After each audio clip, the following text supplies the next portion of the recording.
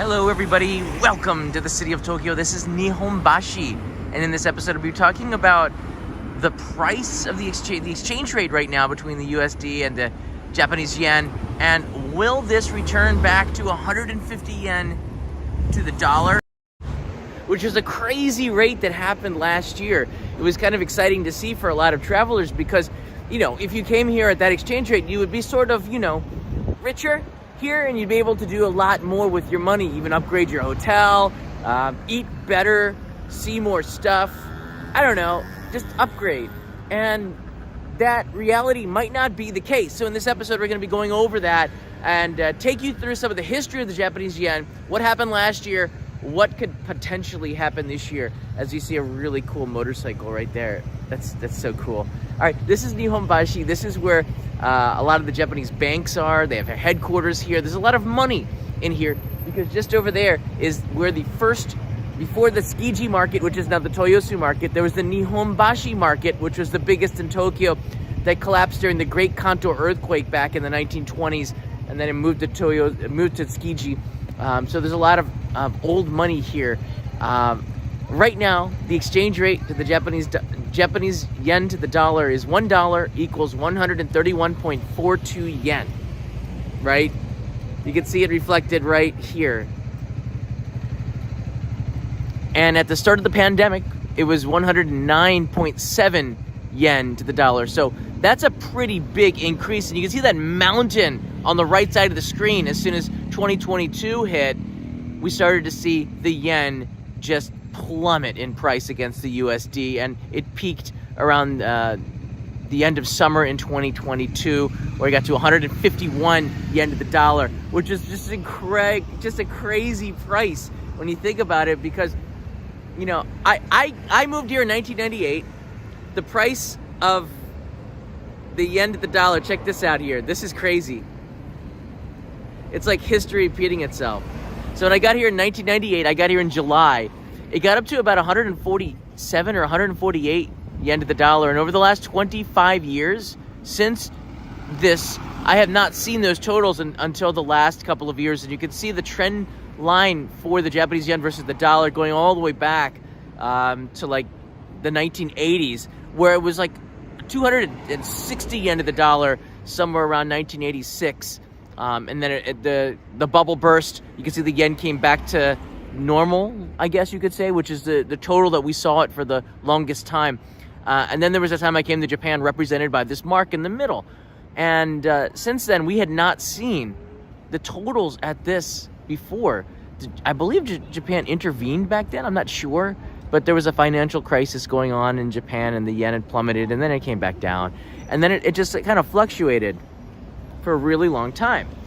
Around 2008, I think, during the financial crisis, the yen became a safe haven, so it got super strong. When there's uncertainty in the markets, people seem to invest in the Japanese yen. So the strength of the yen goes up, and then you'll see something like 178 yen to the dollar, which is the exact opposite. It's actually doubled since then. And the Japanese yen has always been a safe haven, but trust me, the Japanese yen has a lot of its troubles as well. There's a lot of debt in this country, just like in every other developed country right now. So the reason why the Japanese, and this is where I'm going to get into a little bit of the news here. This is from Reuters. Put this in the middle here. So this was just confirmed. Nobody really knew for sure for the longest time, but Reuters confirmed this last week, saying that Japan did indeed play around with the market back in October.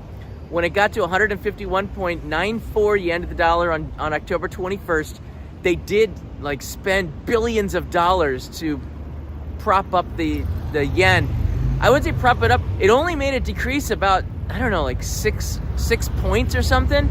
So all that money changed the market just by little teeny bit, okay? Just that bit. But it stopped the trend of it going up. And so the way that the market works is a lot of the traders will influence the market. There's a ton of money out there betting back and forth between these two currency markets. And back then, everybody was going against the yen. The dollar was getting strong. I don't know if it was artificial or not, but it definitely plays a huge impact on tourism and the way we spend money here in Japan. So I thought that was interesting that they finally got confirmation on that. It's like, wow, okay, so that's why the yen went down. So we've seen that the Japanese government, and Kuroda is in charge of the Bank of Japan. He's going to be out either this year or the beginning of 2024. I can't remember the news exactly, but that's going to play a big part of it because he's had a different monetary policy than a lot of other people in the past, and all these little changes make a huge impact. Let's cross the street into the Japanese currency market. Right? We're seeing it, right? On top of this, the Japanese inflation rate right now is just skyrocketing. It hasn't done this in a very long time. You can see, of course, in the mid-1970s, we had massive inflation here in Japan. But from that time, do you see this? It's deflation, baby. It's just going down the trend line. Everything was getting cheaper, not more expensive. The cost of living got cheaper. All the way past 2002, it kind of went up and then boom, it hit. That was during the Koizumi years. Kind of went up and then boom, it plummeted again. A lot of uncertainty with the tsunami and earthquake back in 2011, and the markets crashed in 2008. You remember that? So we had some more deflation, and it kind of came up a little bit back to the levels. It went up a little bit in 2015 and then crashed back down again, inflation. And now we see it going up higher than it has in 40 years. The last time it got this high, over 4% inflation, was 40 years ago. And I'm noticing at the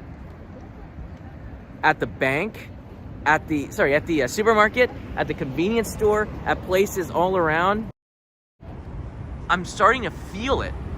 I went to get a liter of milk. It was over 400 yen for the milk that I usually buy. It used to be 280 yen. It's now 400 yen. That's like a 40% increase or something, right? It's almost not double, but it's quite a large increase. Eggs have gone up quite a bit as well. Meat, everything, and you can feel it. It feels like 35% more expensive than a year ago. That's what it feels like to me. But of course, the reality might be different. 10,000 new products are set to get more expensive within Japan. But I want to focus on how the Japanese yen impacts tourism. Bradshaw Studios in the house. Thank you.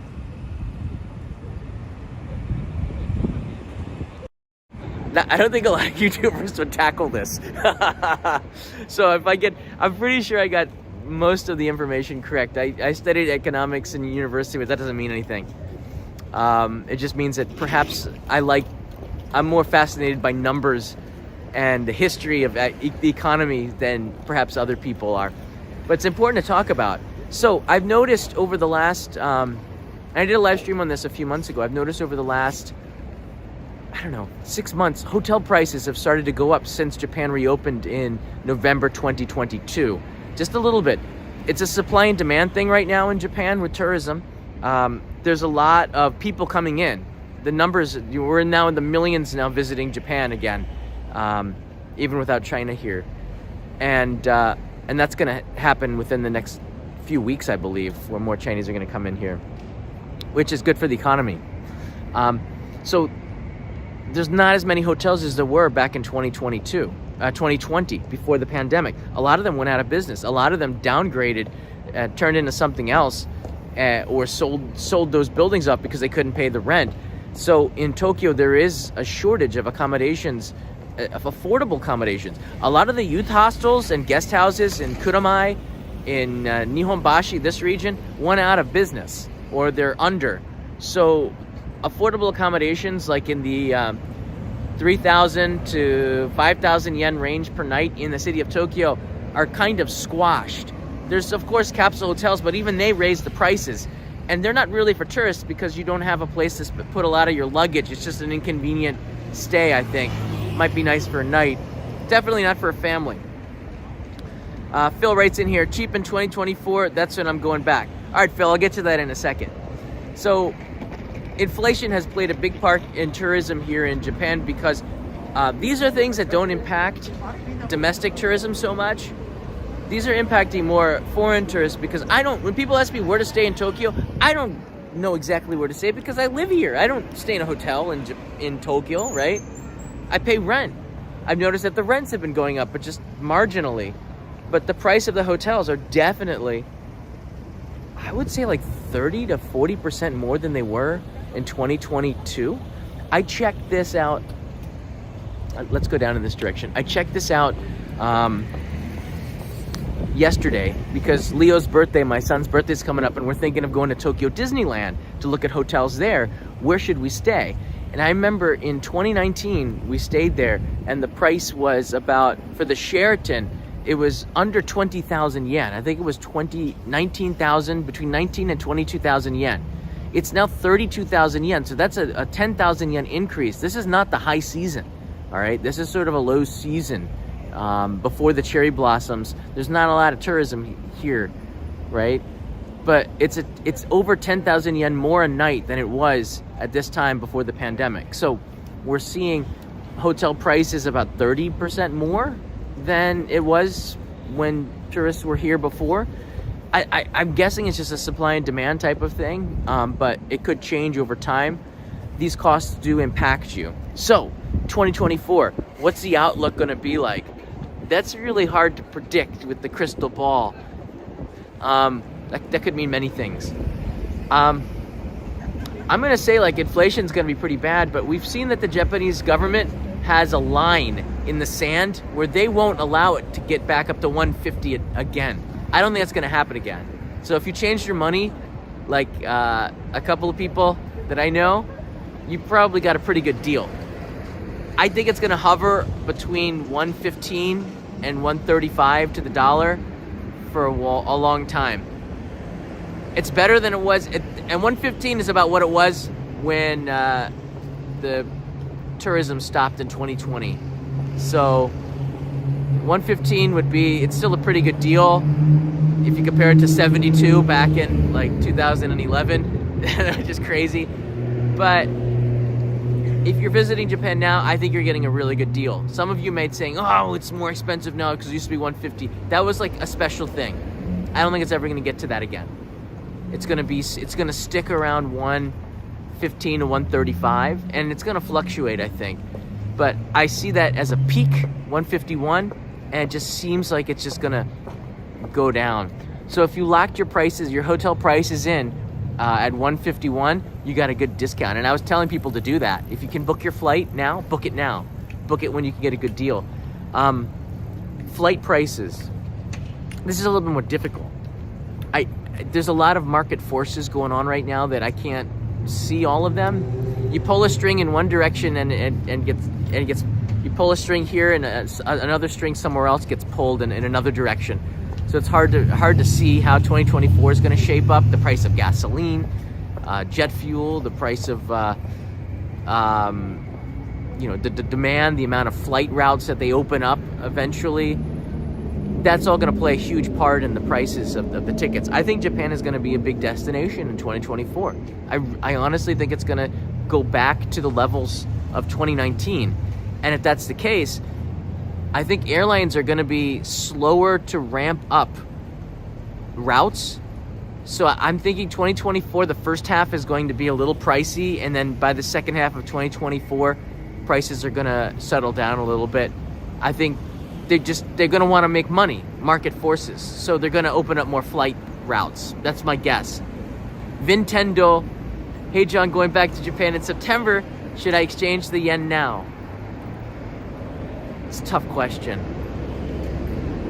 If it's over 130, I think you can't go wrong, man. It could, but then don't blame me if it goes up to 140. It's hard to see the market forces and the effects of the wars going on around the world and all this, but 130 is still a pretty good deal. 135, you should definitely change it. I don't see it going back to 140 even. But I know that the Bank of Japan is they've had a more loose policy, and I can exchange it like this.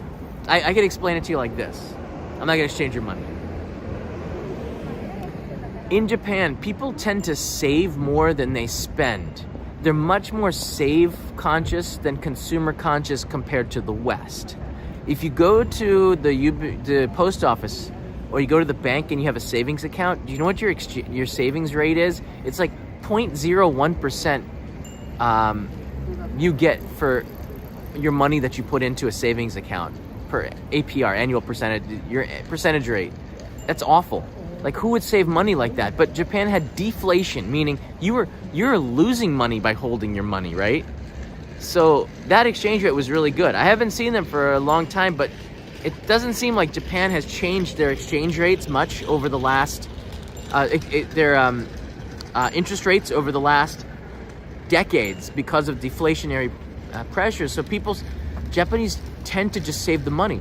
There was a stimulus package that happened when the pandemic hit. People didn't spend. People didn't use that money to spend. They put it in the bank, man. Stimulus packages in Japan are like pointless. People they get a check for $500. They don't buy an iPad, which you can't buy for that price, I don't think. They put it in the bank for a rainy day. They just save. In fact, there's a philosophy. I wonder if anybody knows what it's called. Back in the 1920s, there was a woman who came up with this way to become more budget conscious by writing down the expenditures. And this is like a philosophy of spending money in Japan that has helped a lot of Westerners out to budget their money more effectively. Does anybody know what this is called? It's sort of a big thing. Some YouTubers have been harping on this, I suppose. It's a smart thing. People just don't spend as much, so the interest rates stink here. So you don't save money. Japan doesn't want to raise the interest rates, which is one of the things that if they did that, they would bring down the yen would get stronger, thus naturally causing. Japan doesn't want to encourage people to save even more money. They want to encourage people to spend more money. If people start to save more money because they're scared that prices are going to rise, because they're scared prices are going to want to spend more money. But if they want to save the money because the interest rate goes up, then no one's going to spend money. They're going to save it because that's what just people tend to do. I'm sure that there's somebody who's going to explain this better than me, but I'm giving you just my basic knowledge on how Japan works over the last 25 years. Don't get me wrong, though. Japanese spend money. The millennials and the younger people, they do spend money. And everybody spends money here, but just not like you'd think. And there are people that are over the age of 70 that are, like working poor, that are paycheck to paycheck, that are dependent on their Social Security or pensions, and it's not a lot of money. And there's a lot of shoplifting going on with the elderly. A lot, like it's increasing, I should say, because they can't afford like meat and things like this out in the countryside. So there's a lot of hurt. They had people who didn't save effectively, or they lost stuff. I'm not sure why, but for the most part, Japan's top-heavy demographic, and I mean that like the majority of the country is over the age of 50. They have a lot of money saved. There was this rumor going around back in the 2000s when I got here that if 1% of the Japanese seniors just consumed 1% more, that Japan's economy would be super strong and stronger than any Western economy. Just 1% of their savings went into purchasing. They don't do it. And the Japanese government's incentives to spend money, they're not good. It's no fault of the politicians, I suppose, because they do this by consensus and nobody has an idea. Like, they make too many compromises. There's no leadership in it. So you get like these watered down ideas that don't exactly work. Urban writes in here, going there soon. Should I get a Fami Chiki or Nana Chiki? I don't know. If you do, buy it soon. Exchange rate is good. Maybe Fami Chiki. That's where I am right now. So there you have it. I hope this is helpful to a lot of you guys, because I know that this is something that's in your mind here. This is the chart once again, the historical chart of the Japanese yen. It peaked when I first got here 25 years ago at 147, I think it was. And now it got back up there, but it's going down again. So for all purposes, it's going to fluctuate between these two numbers, but I still think it's going to be around 115, 130 by the spring. I don't have the same confidence that the yen is going to be 150 again. It's not going to happen. I don't think Japan's going to let it happen.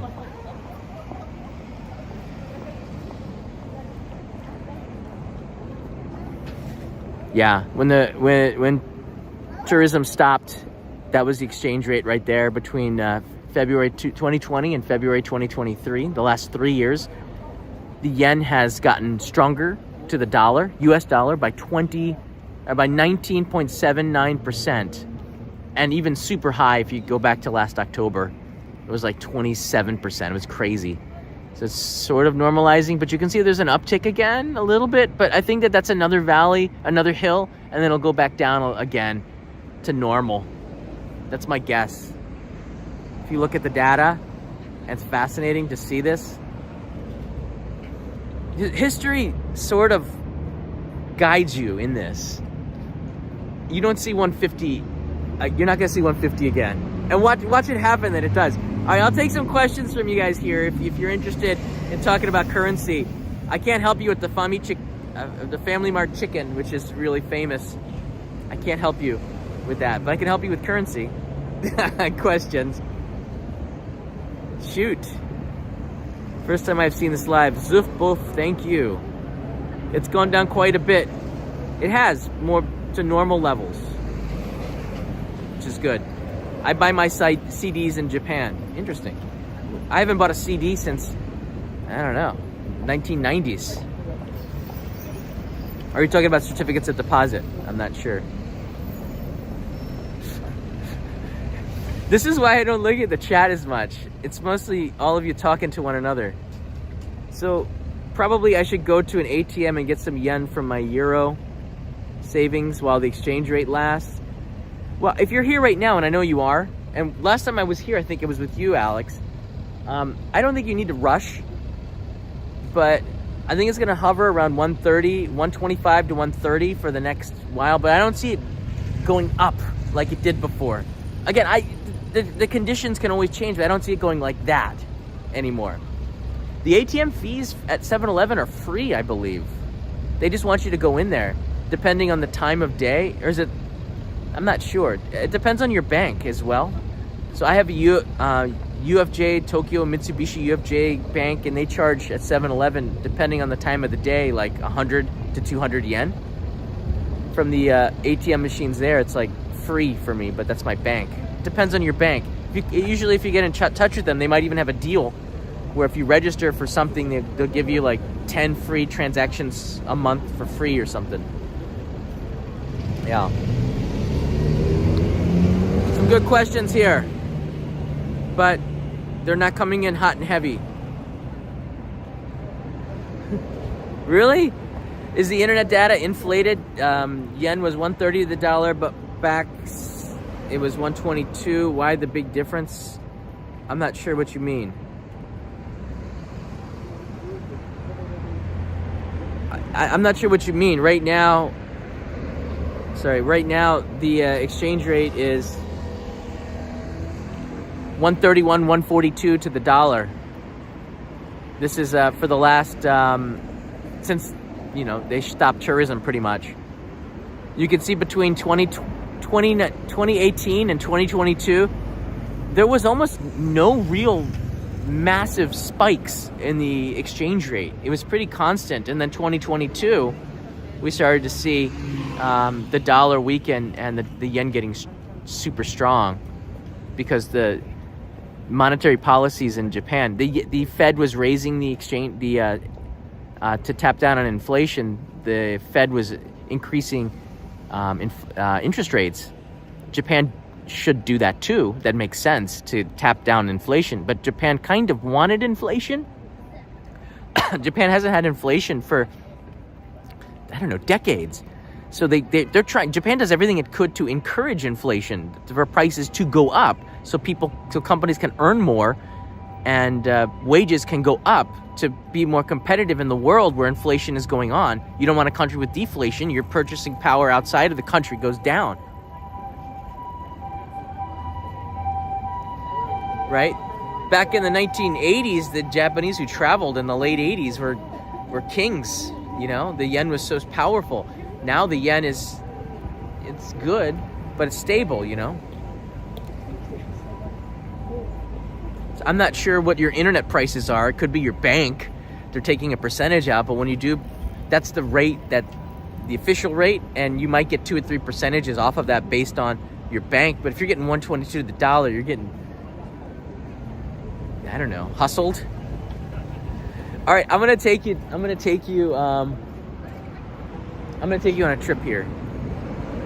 I left a super chat earlier if you missed it. Phil, I might have. I'm on another software that makes it hard to see these things.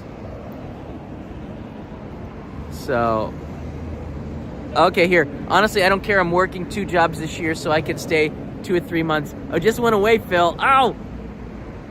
What?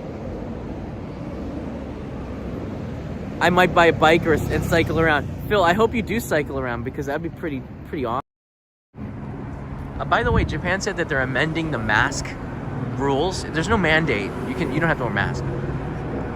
They're amending the mask rules for the people in Japan who continue to want to wear them because they think it's part of the rules. On March, I think it was 13th, even the Prime Minister is taking off his mask. He's got to be an example for the people. But I have no problem if people want to wear them, and no problem if people don't want to wear them. Right now, the rate is way down. So it's compared to a month ago, it's like, yeah, it's like over for now. There's the Niigata bridge store. It's interesting. I might stop in there.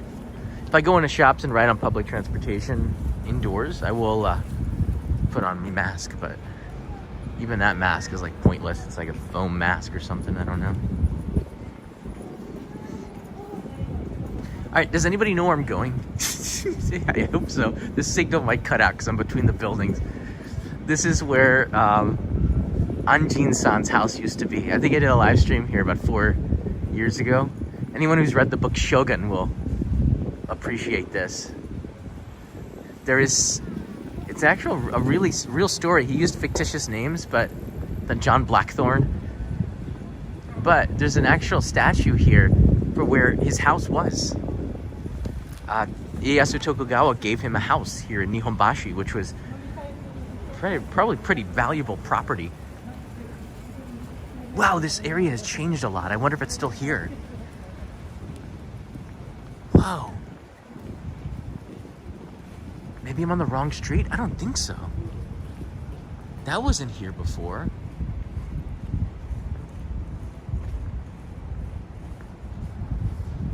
In 1970s, it was 360 yen to the dollar. It's insanity. I could have sworn it was here.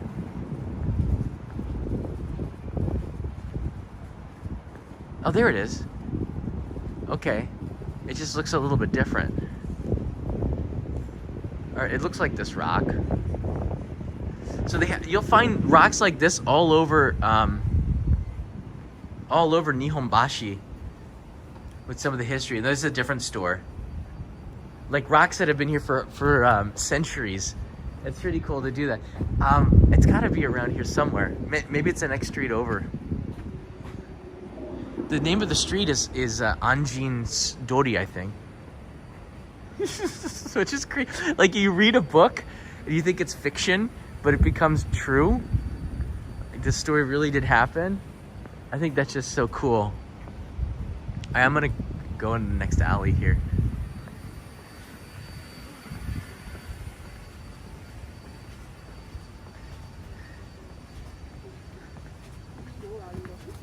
Oh, I see Jose is here. Jose, Peter and I were like scratching our head, like wondering how do we shout out your name. By the way, the project is done. There's a few issues. Some people have missing packages. Some packages haven't arrived yet. But the project is done, man. It was an incredible Kickstarter. The documentary's been done.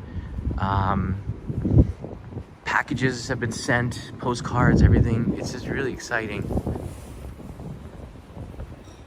Wow, look at that line. That's gotta be like ramen or something.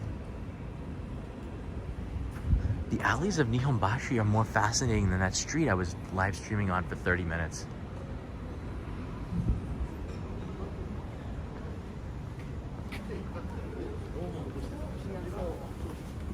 is this?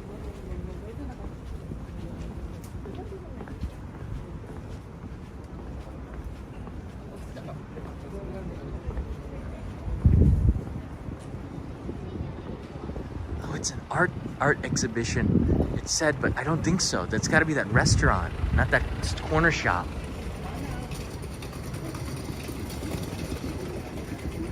There's like a chef outside. Tonkatsu. Oh, this is some kind of famous tonkatsu restaurant? Did it just open? Nihonbashi tonkatsu. Is that what it's for? Interesting. I don't think so. The Aussies watching might be interested in this.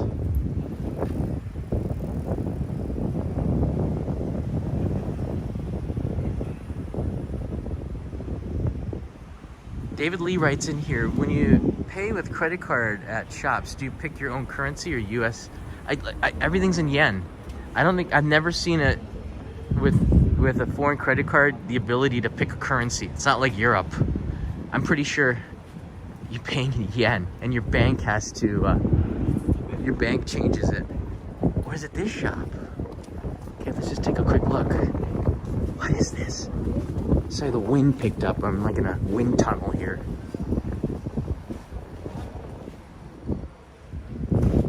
Tempura. Oh, it's like a famous tempura shop.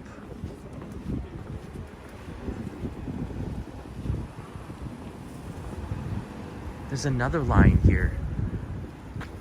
It's a different restaurant. Hold on. Wow.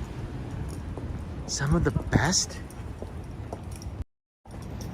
best restaurants in Japan, if they're in Tokyo, are in these alleys of Nihonbashi and Ginza.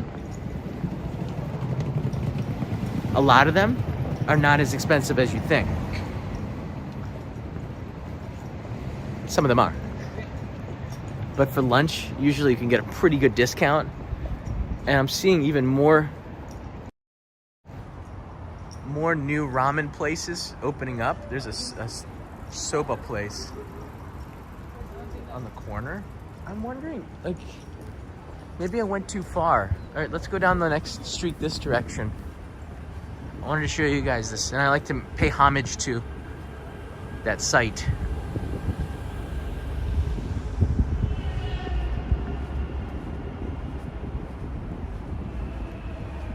When I use my US credit card, they ask me if I want to pay in US dollars or yen. I think you better pay in the local currency, always. You want to know why? Because why leave it up to the store to do the conversion for you? Why would you do that? No way.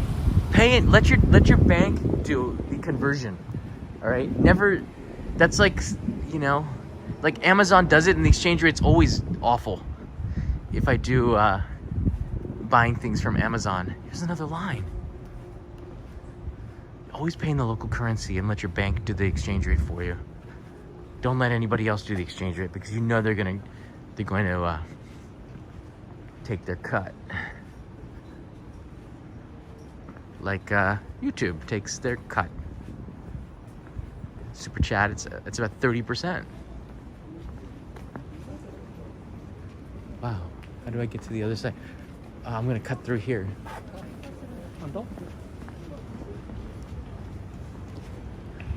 There's another tempura place. Wow. You could smell, they use a sesame oil. I'm just gonna walk through here. Walk through this parking garage. Wow, they're using a sesame oil for the tempura. It smells awesome in the street here. Okay, here it is. I'm almost positive it's between here. Went one street too far. Almost positive. Almost positive. Ah, there it is. Boom. Everybody who's ever read Shogun the book, one of the books that got me interested in Japan way back when, a mini series by CBS in 1980, will feel this here.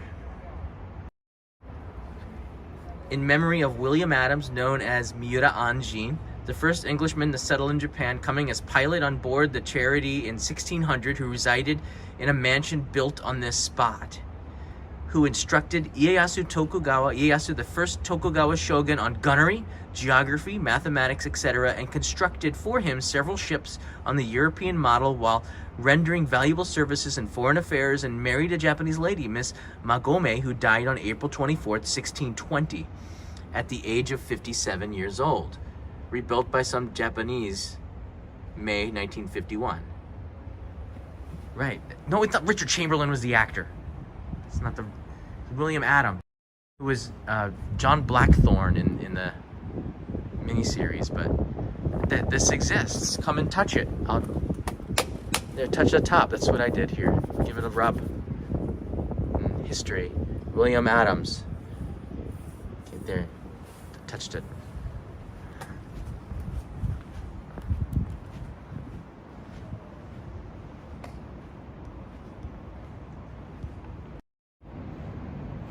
Cool. We can't thank you enough for the 1080p streaming. Thank you, man. Yeah, this app is a game changer. YouTube added a couple of really interesting features to the app. Let's see if they got something interesting here. The ability to have a friend call in, but it's like a gimmick. I just want HEVC, really clear, low bandwidth 1080p video, and this app can do that, thankfully. I can also add in media like exchange rate and old videos and stuff. So is that a matte yellow Audi? That matte yellow is awesomeness. Wow, that looks like a toy car. That's so cool. Yeah. The only thing that people wanted, YouTube app go live people, we didn't want no gimmicks. We just wanted 1080p video with HEVC encoding, low bandwidth, so we can get that 1080p. That's all. They couldn't do it, so I used this app. It's not perfect, but it's a lot better. It just takes forever to set up a stream comparatively. All right, we're back on the street here. Yeah, despite Japan having the best trains in the world, this is, make no mistake, a car culture, okay? This is a car culture. Nissan, Toyota, Honda, Mazda. Think about all the major companies that make automobiles here or in your country, because it just makes sense to do that. Japan's demographics have changed, where there's not enough people to work in the manufacturing sector, so they put the factories in the US, which is just so darn smart. Think about it. There's not enough people to work in the factories here. Labor prices are higher. It's cheaper to make the cars in the US, where there's, you know, better demographics long term, not just now, but in 40 years, Japan won't have enough workers to do anything. Everything's going to be automated here. God, Japan is so smart. And also, when you think about it, the US is just in such a great position comparatively to the rest of the world going forward. So I have no doubt that US is gonna be #1 forever. Check this out here. This is something I was talking about for a long time. This is Nihonbashi. That sign says that there's gonna be construction here until 2024. So they're doing it. This is really awesome. Let's cross the street here. For the longest time, that highway above that has a sign that says Nihonbashi, it's been an eyesore. You used to be able to see Mount Fuji from here, going straight in that direction. All the ukiyo-e woodblock prints. Mount Fuji was over there. You can't see it because of this, but more than that, it's just an ugly bridge now. So they're now in the process of beautifying it, thank goodness. And a lot of it has to do with the new skyscrapers that'll be here in about 3-4 years when they're done, 2027 or so. It's just really exciting.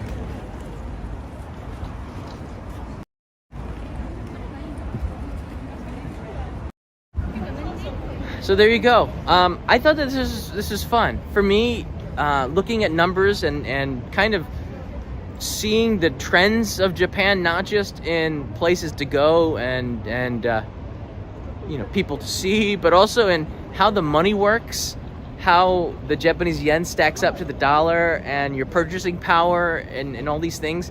It's geeky stuff, but it's fun because it's money, and money can get you a drink or a hotel or a trip to Japan, and we want our money to stretch a little bit longer. If you had to ask me when the best time to visit in terms of that would be like right now, if you could come.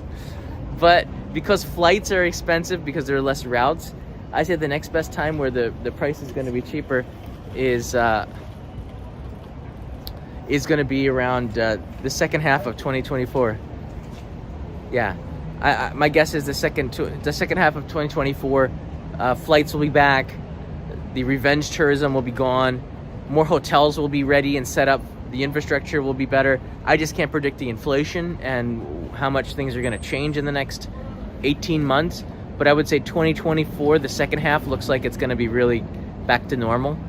But if you can get here while the yen is 130 to the dollar, you're getting a pretty good deal. All right? That's my take here. Yen got pretty strong comparatively. If you can get here while it's up there compared to where it was down there, you're doing pretty good.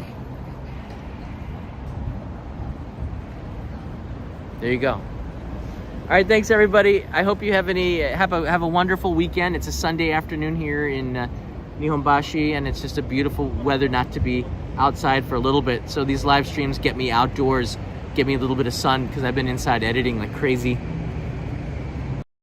See, just across there's a tour boat that'll take you through the canals of Tokyo, leaving from here.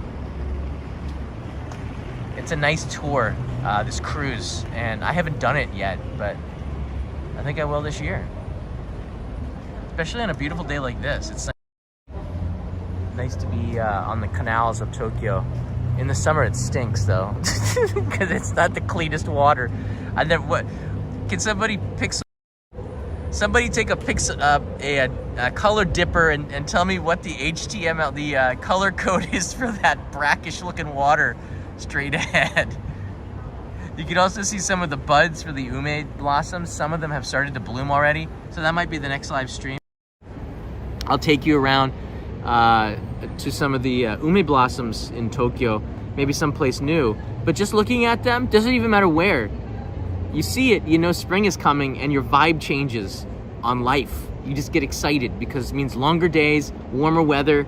The downside, some pollen in the air that makes it hard to breathe, but a lot of good stuff in the air besides the pollen.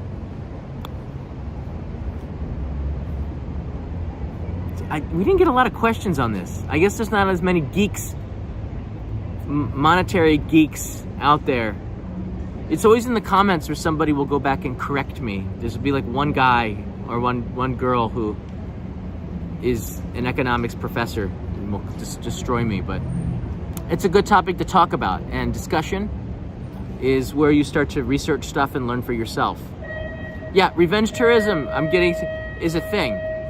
People have been waiting forever to get to where they wanted to go. They're doing it now. And that's why, but in November to I think the end of the cherry blossoms, it's going to be crazy, this revenge tourism. There goes the boat here.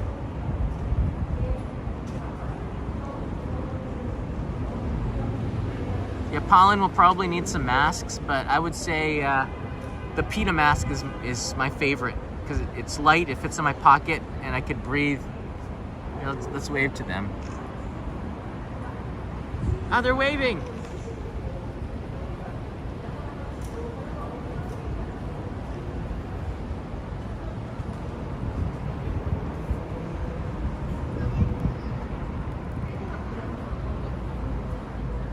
Bye-bye.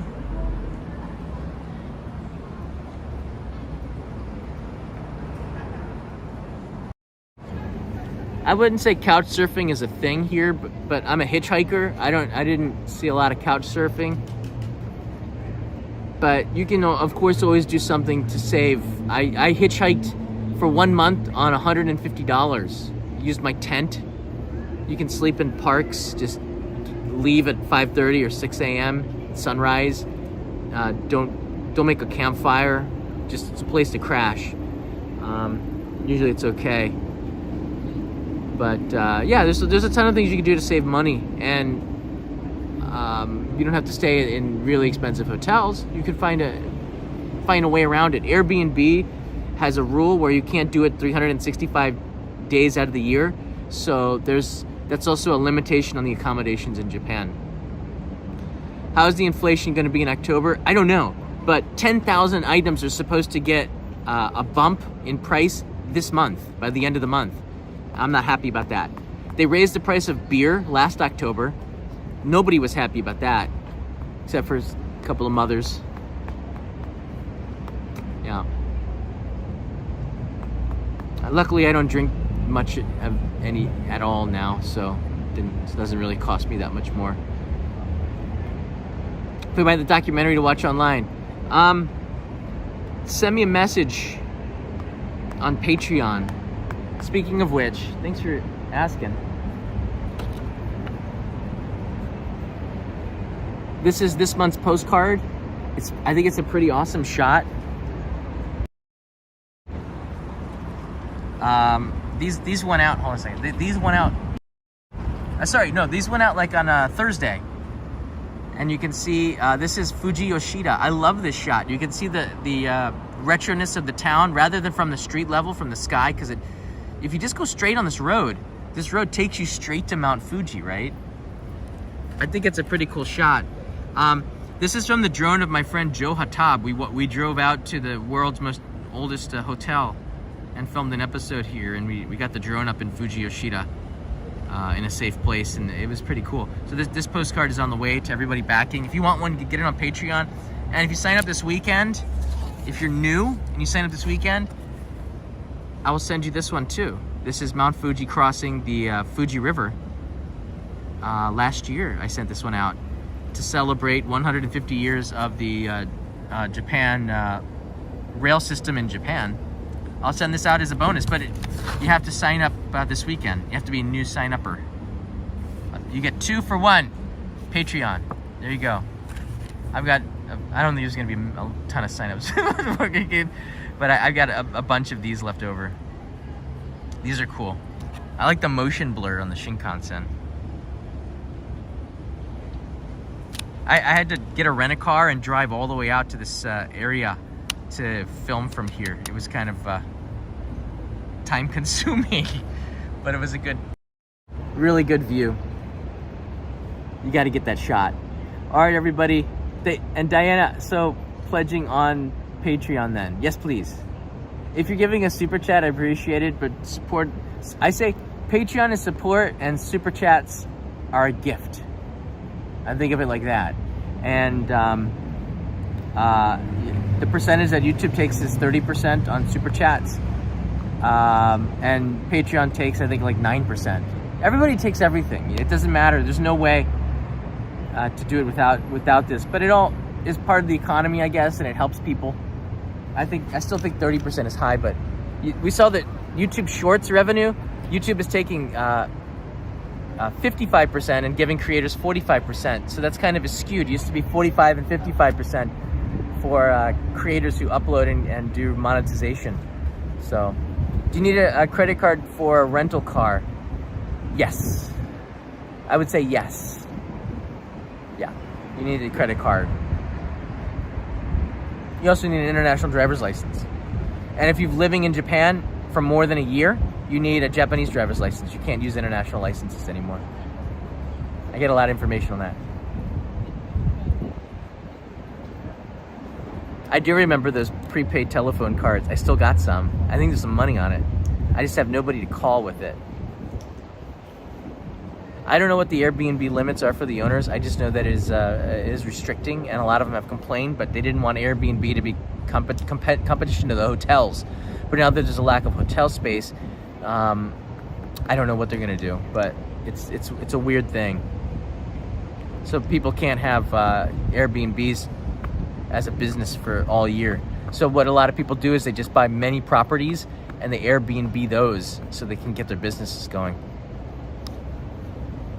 Yeah, some countries' permits aren't allowed in Japan, and I think Peso is referring to Indonesia and some of the others from the convention of 1948 or something. It's pretty crazy. Is Toyota still recommended for car rentals for tourists? Carrie, I don't know. You can take whatever rental company you like. My preference is Toyota. It's more expensive, but I found that the extra money that you pay comes back in terms of the ease of returning the car, and the cleanliness of it has always been amazing. Toyota does the best job with cleaning the cars. I've rented from Nissan rentals, I've rented from Honda rentals, I've rented from Nippon Rent-A-Car. Cleanliness has always been an issue with the rental cars. Toyotas have always been like brand new cars, super clean inside. If you return it without gas, and because you couldn't go to the gasoline stand, they give you a rate that's just a little bit over what you would pay at the pump anyways. So I've always appreciated that too, which kind of paid for the increase, because it's hard to find a gas station sometimes in the city. Another reason why I use Toyota is because they have, if you rent a car from them a lot in Japan, you can get a business members card, which I have now, and the discounts are even higher. It's still expensive, or more expensive, but it's nice. And they have a location like everywhere. There are a few places in Japan where there's not a Toyota rent-a-car, so I typically go with them. But I don't think that there's... Oryx is good, Nippon is good, the other car makers have their own rental shops, but there's no way you don't go wrong if you can just get the car. You get a good price. But sometimes saving 1,000 yen has, in my experience, come back to haunt me with like 5,000 yens of crap that on the other end of it, or something, or the car is just nasty. I save 1,000 yen, and my experience driving it is bad because it's an older car, or it's, I don't know, it just looks like they didn't clean it. I've had cars like that too. I found people's hair like on the seats. I'm like, what's it? Oh, they're kind of nasty. Yeah, I'll give Eric Surf 6 a call. It's been a while. I'll give a lot of other... This year I want to do some more collaborations, but my focus is on the main channel, and right now I'm trying to edit as many videos as I possibly can to get a consistent release schedule before I release the next one. So I'm very close to it, I think. That's my goal, to have a very consistent release schedule. It's hard work. All right, everybody. See you next time. Do we still prefer to Toyota? I think so. It works, you know? It's the little things all add up to make something pretty big, in my experience. Thanks, guys. Fun day. All right, I'm off. Last moments of Nihonbashi. If you do want to change your money, I can't say that. You should do it. My final comment. I can't say that you should change your money into cash right now. Carrie said something like that. I'm not sure if I could say that because you could lose that cash. All right? Things can happen to it. It's always safer to keep it in the bank and digital. But if you do change your money somehow, or you have a safe place to keep it, that might make sense to do it now, because I'm not an economist. And even economists can't predict how the yen is going to look, but in 6 months, let alone 1 month. But from history, which I showed you as an indicator, it doesn't get this high, and when it is, it doesn't stay this high. It usually will go back to between 99 yen and 112 yen, and it usually fluctuates between those two totals. So if you're at 130, yeah, you're getting a pretty good deal. If you're at 125, yeah, you're getting a pretty good deal comparatively and historically. So use that as your measure, not what happened last year, but what happened 10 years ago. And then that'll give you an idea. And comparatively to the inflation and the prices and the cost of things in Japan, which are going up, keep that in mind. That's also an issue. Not as much as the US, but inflation is definitely hitting tourism, because Japanese probably know that you have more money. I don't know. There you go. Stay safe. Good weekend. See ya tomorrow.